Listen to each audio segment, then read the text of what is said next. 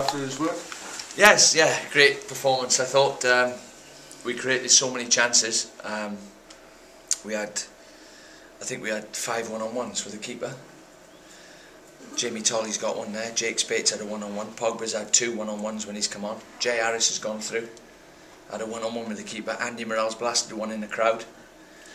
So we created loads and loads of chances, and I thought we played well, and we knocked the ball around great, and we showed a bit of desire and determination, and the team spirit shone through again. And I thought we scored the second goal just at the right time, because they came at us a bit second half, and which I thought they would.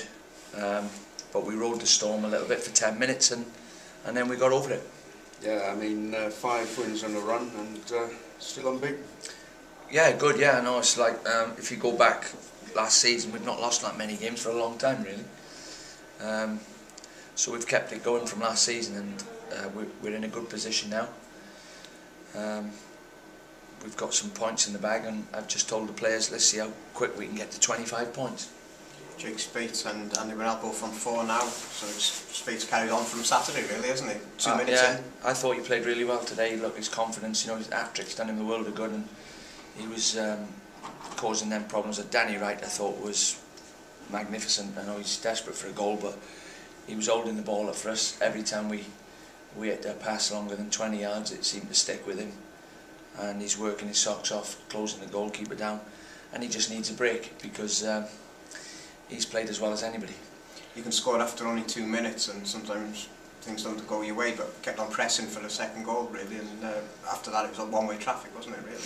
Yeah, well, I mean, when we play like that, we're difficult to stop, and the fans got behind the team as well. We had a good crowd here today, brilliant support, and I think they were pushing the players forward, and you know, I could tell the fans were enjoying the football they were watching, and I was enjoying it. It was actually a good game, you know, considering that they are a top team, and they're the favourites to win the league. I thought they've got a lot of injuries, but I thought we done really well today. Chisler looked as if he was warming up to come on, and then Morell scored the goal. Were you going to make that change? No, I won't. No. Sorry. I mean, I'm conscious that we've played 6 games in. What is it? 6 games we played now. 6 games in a really short period of time, and you know, I want Andy to last the season. Really, I don't want to be having him treading water by Christmas. You know, he nearly scored 2 just before I brought him off as well, from long throws. Just went past the post. But you know, I knew it was going to be hard work at the end. We were 2-0 up, and let one of the young lads come round and start chasing their fullbacks and chasing Flick on. So Adrian comes on and gives us an outlet as well. You know, he carries the ball up the pitch. To be honest with you, I'm a bit concerned about the pitch. That pitch is like an April pitch at the moment. It's bobbly, and we've not spent any money on it, and we've not holotined it.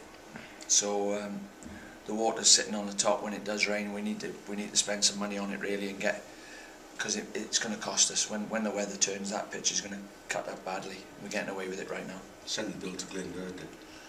Yeah, well, that's just a hint for the for the new people who are in charge. But no, I think if you play football the way we played first half, and we're stroking it around, you've got to have a decent pitch. And otherwise it costs you. Sorry, goal difference of +11 after just 6 games shows you're going well at both ends of the pitch as well, isn't it? Yeah, another clean sheet. The 2 centre halves were brilliant today. I thought they headed everything. Nat and Mark Crichton.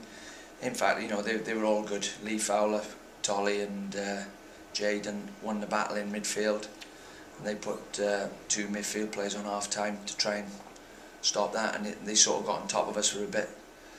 And I've told them, you know, we practice in training defending like that. We practice it, and sometimes it comes in waves, and you have to see the wave out, and then we get back in the game again. So the second goal was important, because we were looking a bit shaky at 1-0. 6 games in a row, Dean, where you've named the same side. Is that in jeopardy on Saturday with Chris Maxwell? Will he be joining up with the Wales squad, or is that not yet resolved? No, I'm going to speak to Brian and see what we can do. Hopefully, seeing as he was the manager of Wrexham, and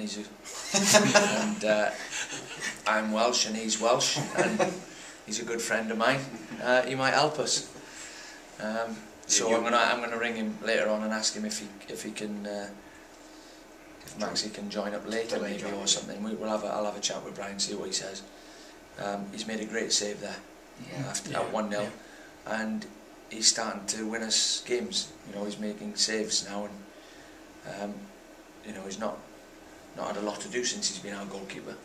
And last week was the most he's had to do in one game at Lincoln. So today he's made a crucial save, and he got to most of the crosses that come in the box, and his kicking was a bit off second half, but I'll forgive him that, he's only 20. Do you expect, I mean, you mentioned Maxwell's save there, it was the only really save you had to make, I think, in the game. Do you think Fleetwood is yet to see the best of Fleetwood? Or? Well, definitely, if you look at their squad, you know, if you look down the list, I looked at the list of players who weren't playing, and you know, they've got Mangan and Anthony Barry, Flynn, Clancy, Seddon, Donnelly. There's lots of players there who are injured, and it's probably costing them points at the moment. When they get all the players fit and they get them all on the pitch, they're a good team.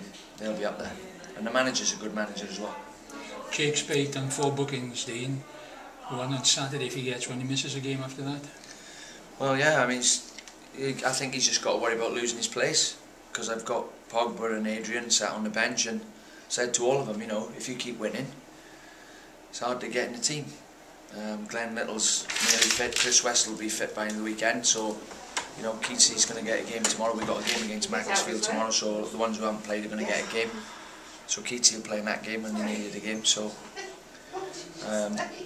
you know, things are looking good. We've got to try and enjoy it while we top the league and keep driving forward. I think it's interesting you say that about Jake Spade, Sir Dean, because the goals could come from anywhere in this team. Everybody looks like they're capable of scoring, don't they? Curtis Obing's had 2 1-on-1s today.